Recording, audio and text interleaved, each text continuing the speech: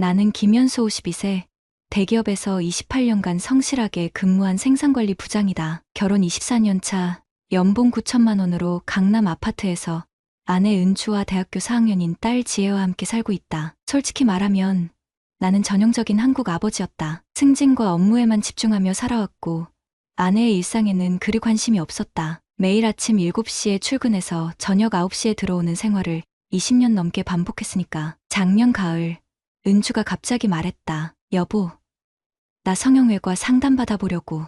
48살이 된 은주는 최근 거울을 보며 한숨을 자주 쉬었다. 목 주변 주름과 팔자주름이 깊어졌다며 스트레스를 받는 모습이었다. 딸 지혜는 이제 22살 성인이 되었고 은주에게는 빈 둥지 증후군 같은 것이 찾아온 것 같았다. 그래, 하고 싶으면 해. 나는 별다른 생각 없이 동의했다. 아내가 예뻐지면 나도 기분 좋은 일이니까. 다만 비용이 얼마나 들지는 물어봤다. 상담은 무료래. 일단 가서 얘기 들어볼게. 강남역 근처 성형외과를 찾아간 은주는 며칠 후 눈에 띄게 밝아진 표정으로 돌아왔다. 원장님이 친절하시더라. 일단 피부관리부터 시작하자고 하시네. 그때만 해도 나는 단순한 피부관리 정도로 생각했다. 요즘 40대 후반 여성들이 다 하는 일이니까. 은주가 일주일에 한 번씩 병원에 가기 시작했고 한 달 후부터 변화가 눈에 띄었다. 확실히 피부가 좋아졌다. 보톡스 시술을 받은 듯 이마 주름이 많이 줄어들었고 전체적으로 5살은 젊어 보였다. 나도 모르게 아내를 자세히 보게 되었다. 많이 예뻐졌네. 정말?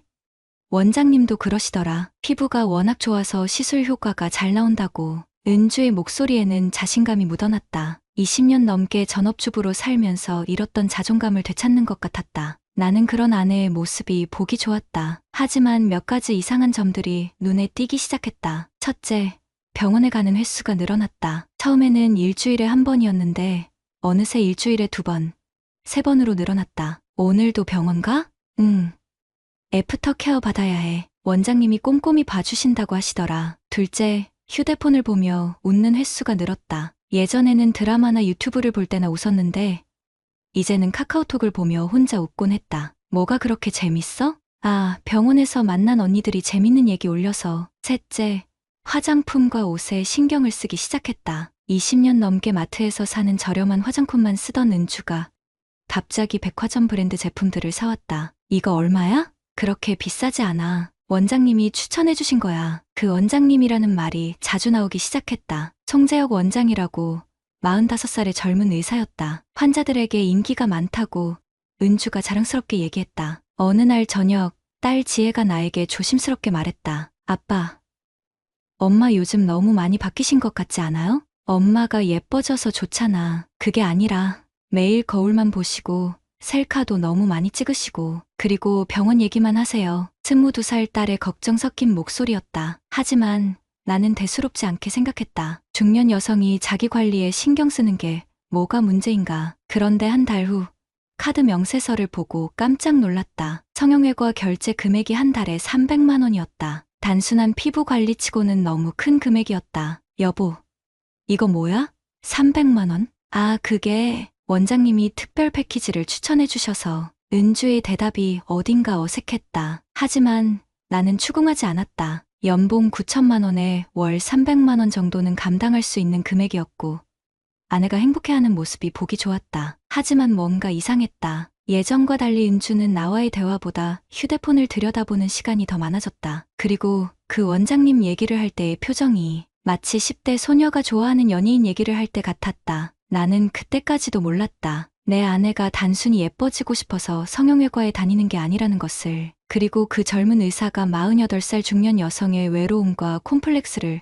교묘하게 이용하고 있다는 것을. 24년 결혼 생활에서 가장 큰 위기가 시작되고 있었다. 하지만 승진 앞둔 바쁜 일상 속에서 나는 아직 아무것도 모르고 있었다. 3월이 되면서 상황이 급격히 변했다. 은주가 병원에 가는 횟수가 일주일에 3번까지 늘어났다. 월요일, 수요일, 금요일이 고정 스케줄이 되었고 때로는 토요일까지 추가로 갔다. 오늘도 병원이야? 응.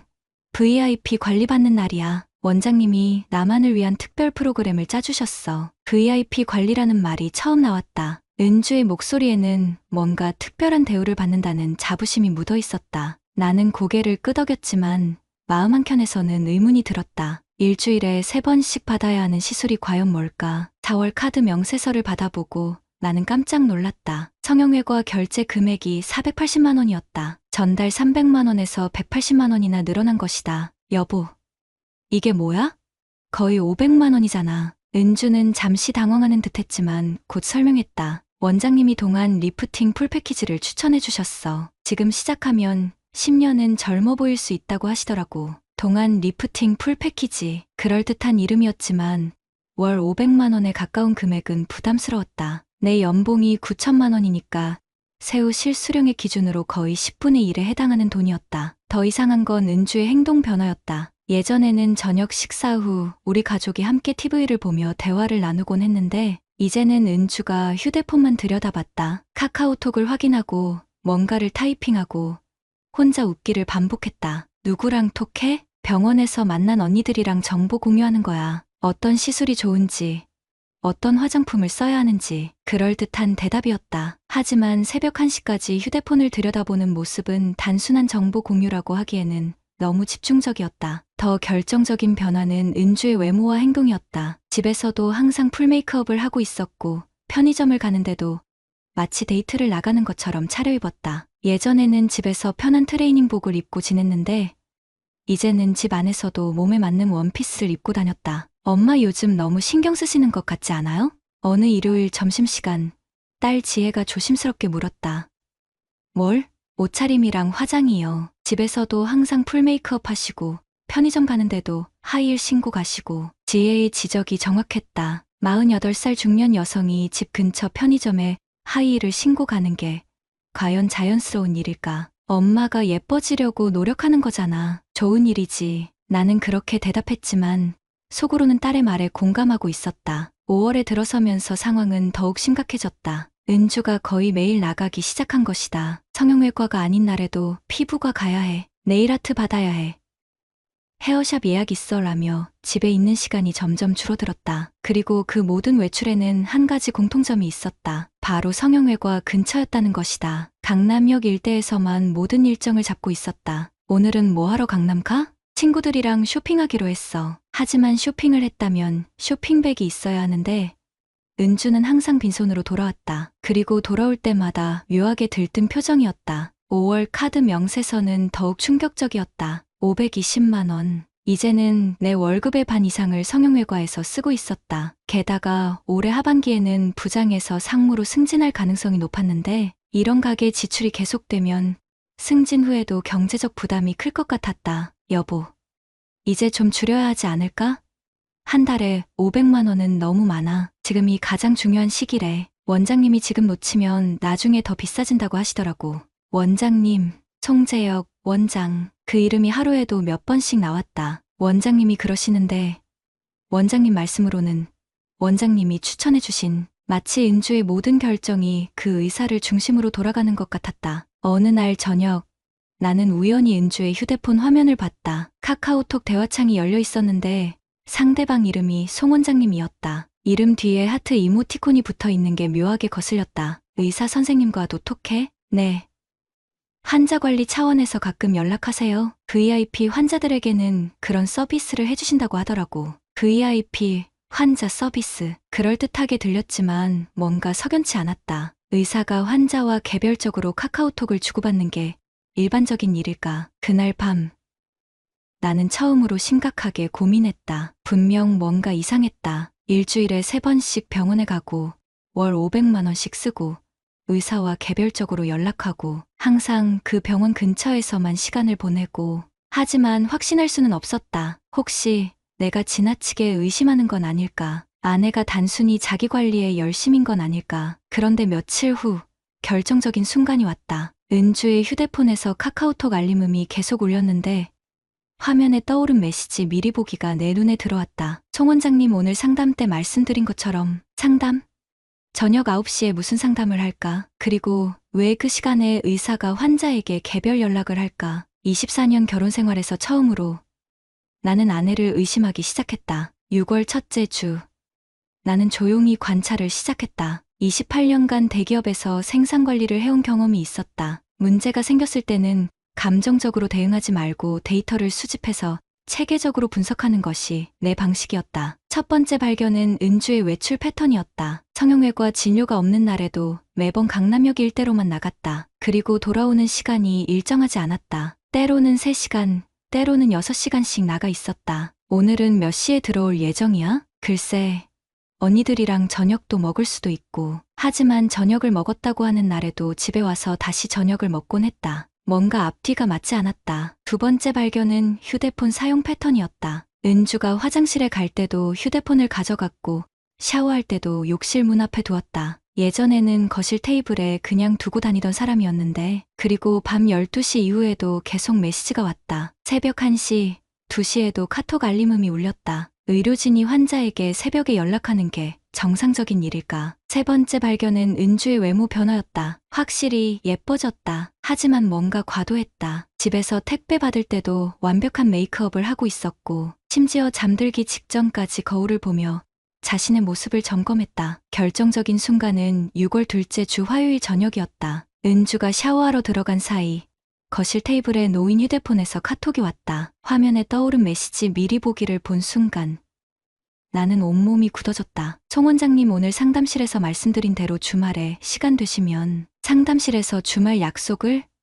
의사가 환자와? 나는 더 이상 참을 수 없었다. 다음 날 오후 회사에서 조금 일찍 나와 강남역 근처로 향했다. 은주가 다니는 성형외과는 역에서 도보 5분 거리에 있었다. 오후 4시쯤 병원 근처에서 기다리고 있는데 은주가 한 남자와 함께 나오는 모습이 보였다. 45살 정도로 보이는 키 큰 남자였다. 아마 송재혁 원장인 것 같았다. 둘이 함께 카페로 들어가는 모습을 보면서 나는 가슴이 뛰었다. 의사와 환자가 진료 외 시간에 개별적으로 만나는 게 정상적인 일일까? 1시간 후 둘이 카페에서 나왔다. 그리고 은주가 그 남자의 팔에 손을 올리는 모습을 봤다. 마치 연인처럼. 집에 돌아온 은주에게 물어봤다. 오늘 병원에서 뭐 했어? 시술 받고 애프터케어 상담받았어. 거짓말이었다. 나는 그들이 카페에서 나온 후 병원으로 들어가는 모습을 보지 못했다. 그날 밤 나는 결심했다. 확실한 증거가 필요했다. 다음날 토요일 은주가 병원에서 특별관리 받는다며 나갔다. 나는 다시 강남으로 향했다. 그리고 2시간 동안 기다린 끝에 충격적인 장면을 목격했다. 은주와 송재혁이 병원 뒤편 한 식당에서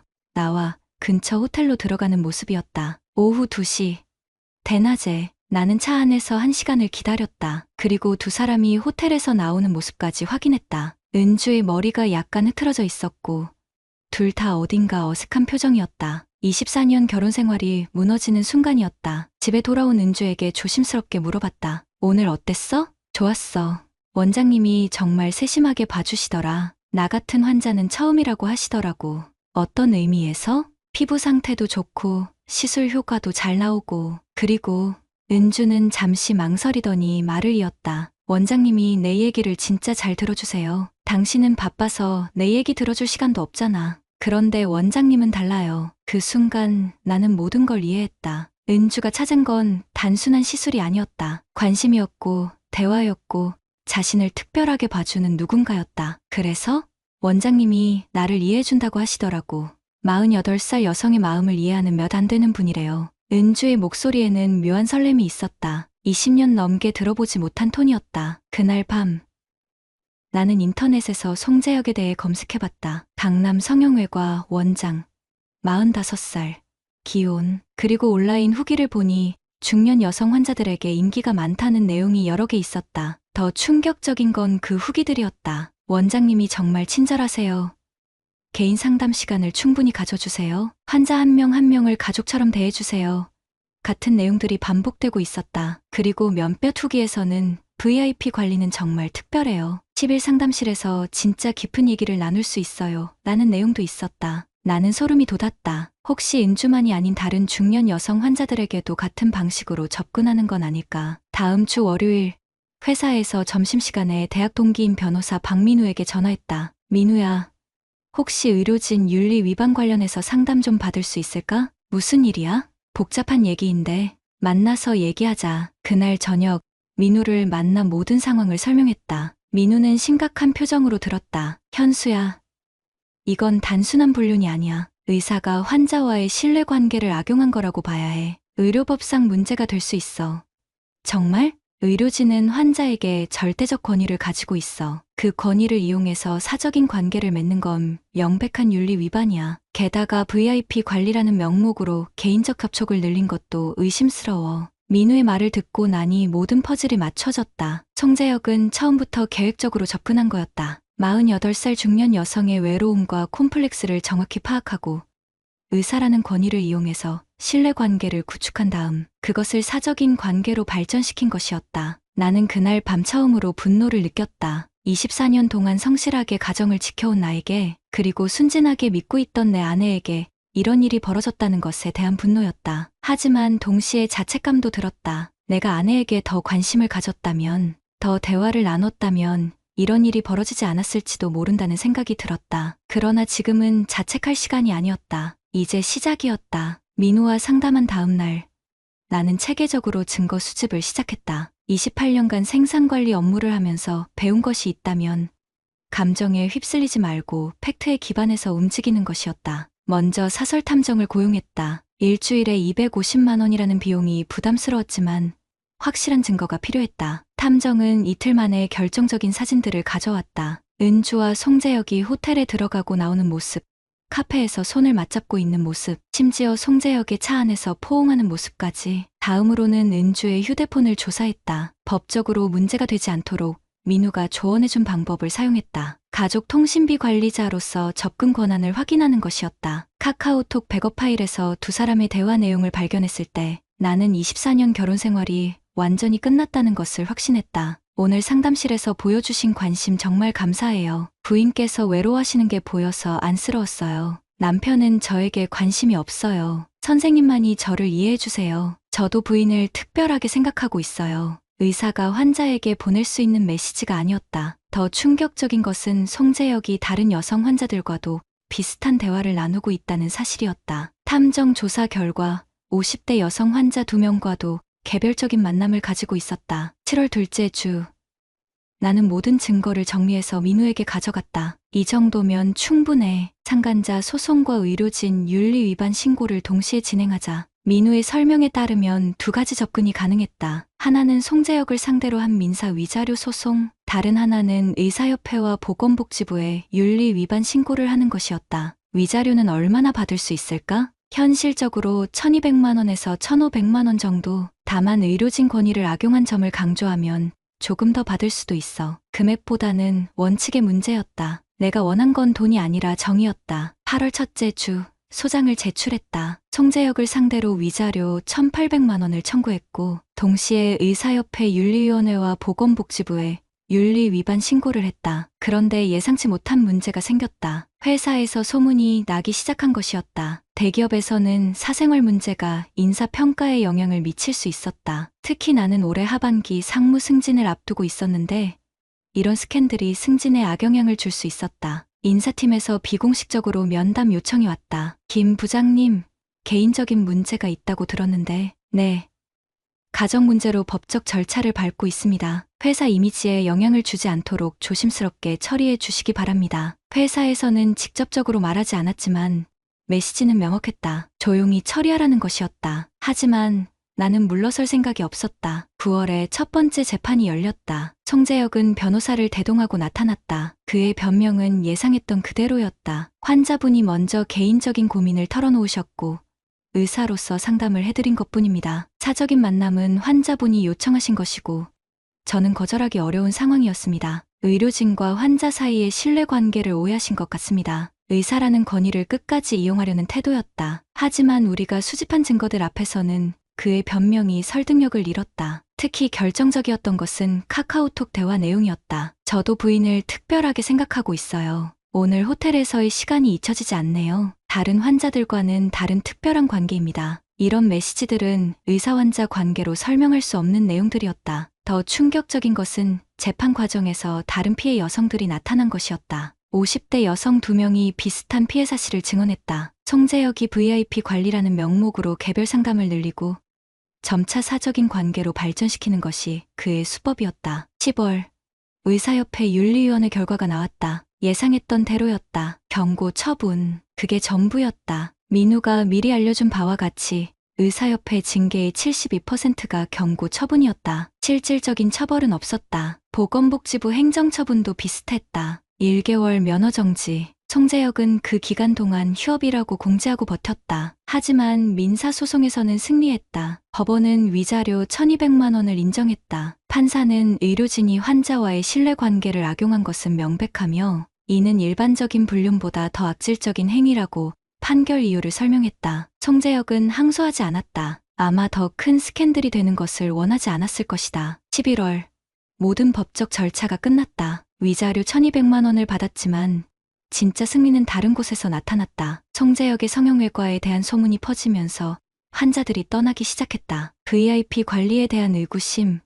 의료진 윤리에 대한 불신이 커졌다. 그는 결국 6개월 후 병원을 폐업하고 다른 지역으로 이주했다. 더 중요한 것은 다른 성형외과들이 환자 관리 방식을 점검하기 시작했다는 것이었다. 우리의 사건이 의료계에 경각심을 주었다. 승진은 놓쳤다. 회사에서는 개인 사정으로 인한 업무 집중도 저하를 이유로 승진 대상에서 제외했다. 하지만 후회하지 않았다. 52살에 이런 일을 겪게 될 줄은 몰랐지만 나는 옳은 일을 했다고 확신했다. 잘못한 사람이 대가를 치러야 한다는 원칙을 지켰다. 그리고 이 모든 과정에서 딸 지혜가 내 편에 서줬다는 것이 가장 큰 위안이었다. 아빠가 정말 옳은 일 하셨어요. 끝까지 포기하지 않으신 게 자랑스러워요. 24년 결혼 생활은 끝났지만 나는 더 강해졌다. 챕터 5 아내는 원래 모습으로 돌아갔지만 우리는 끝났습니다. 12월 모든 법적 절차가 마무리되었다. 이혼 조정에서 재산 분할은 5대5로 결정되었고 딸 지혜의 양육권은 이미 성인이라 의미가 없었다. 지혜는 스스로 나와 함께 살겠다고 했다. 아빠 편에 설게요.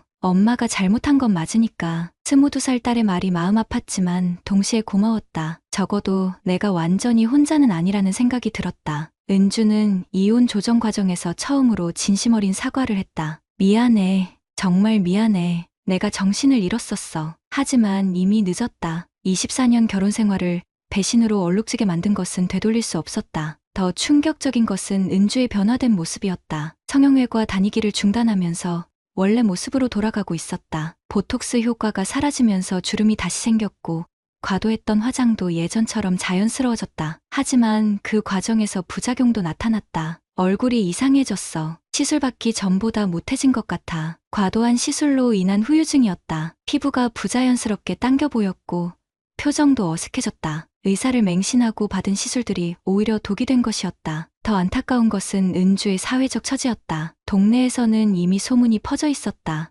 48살 중년 여성이 성형외과 의사와 불륜을 저질렀다는 이야기가 아파트 단지 전체에 알려져 있었다. 마트에서 아는 사람들이 수군거려. 차라리 이사 가고 싶어. 은주는 결국 친정으로 내려갔다. 서울에서는 더 이상 살기 어렵다는 판단이었다. 송재혁의 상황은 더욱 참담했다. 법정 다툼 이후 그의 성형외과는 환자들이 급격히 줄어들었다. VIP 관리 시스템에 대한 의구심이 커지면서 중년 여성 환자들이 대거 이탈했다. 더 큰 문제는 다른 피해 여성들의 집단 소송이었다. 우리 사건이 언론에 보도되면서 비슷한 피해를 당한 여성들이 나타나기 시작했다. 총 5명의 중년 여성이 송재혁을 상대로 추가 소송을 제기했다. 결국 송재혁은 병원을 폐업하고 지방으로 이주했다. 45살 나이에 모든 것을 잃은 것이었다. 아내와도 이혼했고 의료계에서의 평판도 완전히 추락했다. 자업자득이죠. 민우가 그 소식을 전해주며 말했다. 나도 동감했다. 의사라는 권위를 악용해서 환자들을 이용한 대가였다. 하지만 내가 치른 대가도 적지 않았다. 상무 승진은 물론 놓쳤고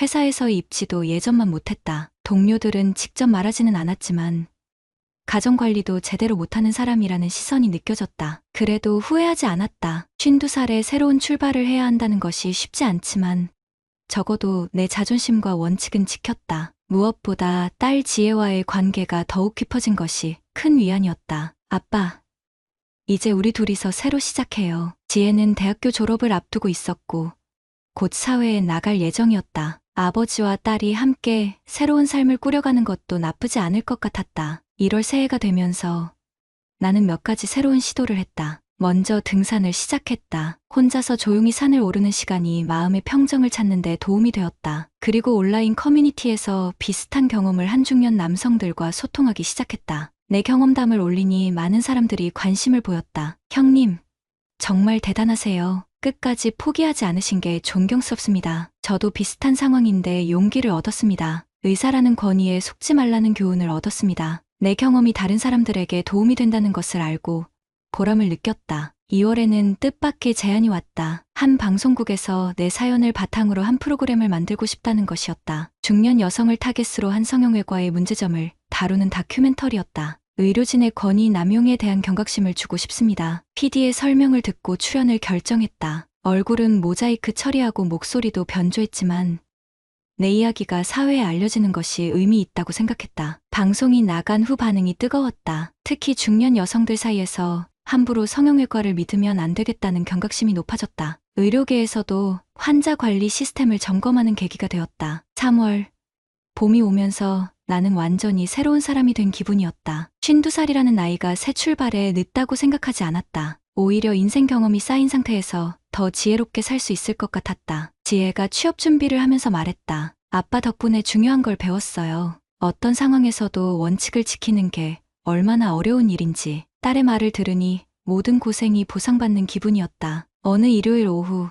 혼자 등산을 하다가 문득 생각했다. 24년 결혼 생활이 무너진 건 안타깝지만 그 과정에서 내가 어떤 사람인지 확인할 수 있었다. 어려운 상황에서도 끝까지 포기하지 않고 정의를 추구하는 사람이라는 것을, 그리고 가장 중요한 교훈을 얻었다. 부부간 소통이 얼마나 중요한지, 서로에 대한 관심과 배려가 얼마나 소중한지. 만약 내가 은주에게 더 많은 관심을 보였다면, 더 많은 대화를 나눴다면 이런 일은 벌어지지 않았을지도 모른다. 하지만 과거를 후회하기보다는 미래를 향해 나아가기로 했다. 52살, 인생의 절반 이상이 지났지만 아직 할 일이 많이 남아 있었다. 무엇보다 나와 같은 피해를 당하는 사람들이 더 이상 생기지 않도록 경고하고 싶었다. 의사라고 다 믿지 마세요. VIP 대우에는 다 이유가 있습니다. 그리고 부부간 소통이 최고의 예방책입니다. 이것이 내가 전하고 싶은 메시지였다. 구독자님들, 오늘 사연 댓글로 공유해 다른 분들과 함께 의견 나눠보세요. 저도 읽어보며 소통하겠습니다.